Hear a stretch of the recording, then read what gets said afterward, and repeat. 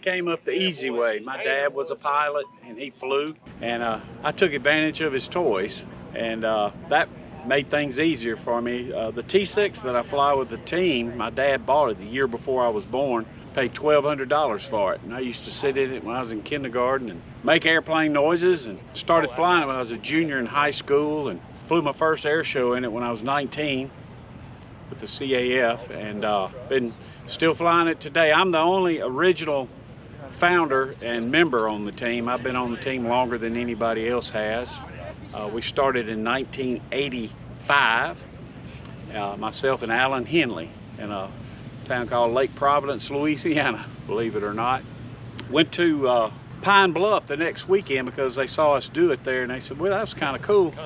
And John D. Rockefeller III was in the crowd and came up to us and said, that was cool. I want y'all to come to Petit Jean Mountain, Arkansas. So it snowballed from there, and we found out as flying as a team, we could do a lot more shows, and plus it's a lot more challenging. You know, once you do solo aerobatics, you know, what's the next step is formation aerobatics, and that puts a whole new spin on the game, and I'm just proud to be here at Oshkosh 2023. I can't even count how many times I've been here, and it's always a pleasure and an honor to be here. Yeah, I'm Jimmy Ford. I'm Monroe, Louisiana, and I kind of got started in it similar to Steve. My dad was a pilot, and I took advantage of it and learned to fly basically in high school. When I got out of high school, I had private, commercial, instrument, multi, seaplanes. So I worked hard in high school, and it paid off at college because I walked into college with about a year's worth of credit. And I knew I wanted to fly, and just stayed with it all my life. I actually was, Steve's dad, Merle Gustafson, was kind of one of my mentors back when I got started in aerobatics back in the 70s, and then I quit doing it altogether and did the airline thing, and then came back. I'm the newest guy on the team with 12 years with the team. Everybody else has been doing it a lot longer than I have. And it's really great to be in aviation right now. Mark and I are both designated pilot examiners, and we do a lot of check rides, and you see the kids and how much they're wanting to be into aviation and how lucky they are. You know, they're in college and they already know what airline they're going to based on flow-through programs and stuff. And it was not that way when I was trying to get hired. It was a lot different, a lot tougher.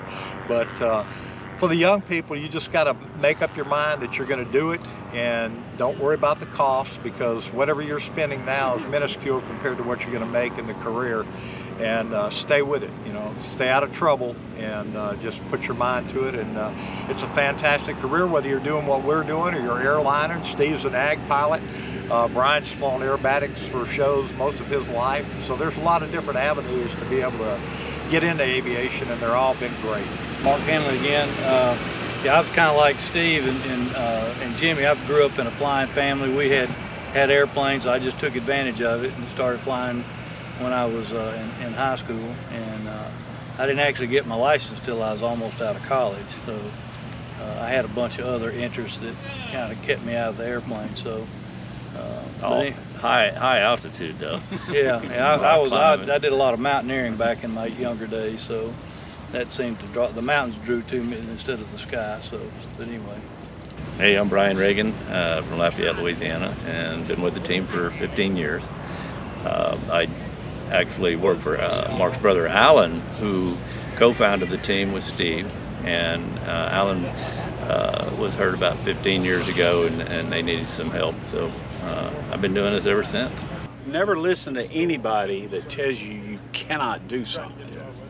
It might take you longer to figure something out, but if you keep due diligence and keep, like Jimmy always says, eat the elephant one bite at a time, that's progress. And you just got to stay with it and figure out what you want to do. What we do is very demanding and very challenging, obviously. But guess what? If you look at some of our earlier videos, when the team started, the level where we fly at back then is nothing compared to what we're doing now. Well, we ate the elephant one bite at a time to get this. It takes dedication, patience, and endurance to just You know, follow your dreams, but never let anyone tell you you can't do something. It's so enlightening to see young people get into this. I see their self-confidence in themselves change when they start flying. I'll see a shy kid that really doesn't think he can, or she, yeah, well, I'll never be it. And next thing you know, they get their pilot's license, and their whole attitude changes, not only with aviation, but in life in general. They know, wait a minute, I'm a pilot now. I can take on this now. I can take on that. And then they get their commercial. Then they get their instrument rating. And it's not the same person anymore. And that is what I really enjoy to see every day. So just don't ever give up and just persevere. Yeah, I agree with everything Steve said, and you know, you kind of get that attitude of just don't quit. It doesn't matter that you had a bad day flying. We have bad days at Airshow. I messed up a maneuver yesterday. You know, right in the middle of it, hey, I know it's messed up. You know, 100,000 people are watching it. You press on. You make sure the rest of the show is right. And this is, like Steve said, this is not easy flying, and it took, you know, it takes a while. It took me a while to get to where I'm at, but I surrounded myself with the best pilots in the industry that could teach me what to do, and I hung on every word they said, and I paid attention, and you know, you get it. But it's such a rewarding feel, and you know, the money's good in it, and the time off is good. It's fun. It's a fun job to go. I never just hated going to work. You know, it was always fun and exciting, and flown all over the world and seen different things. So you just got to make up your mind that I'm going to do it. Nobody, like Steve said, never let anybody tell you, nah, you will never make this, because you can do it. Yeah, the cool thing about, like, people, there's thousands of people up here that are taking vacation to come up here and come to Oshkosh. Well, guess what? We're at work. Yeah, yeah, and we're having fun at work. That's right. Yeah, you know, I would tell people that try not to make your goals too narrow. You know, people want to make something fit into a perfect box, and that's the kind of people that you hear telling you, oh, you can't be a pilot because you don't have perfect math, or you have other problems with it. If you make your goals just broad enough, you know, it opens your eyes to opportunities that you might miss if you're just focused on that one perfect path. You know, and that's what, I mean, for me, I never planned on doing this for a living. I was just trying to get the aviation bug, the flying bug, settled down in my system so I could get back to school and everything else. I took a break from college, got my private license, and then it was off to the races. I couldn't think of anything else.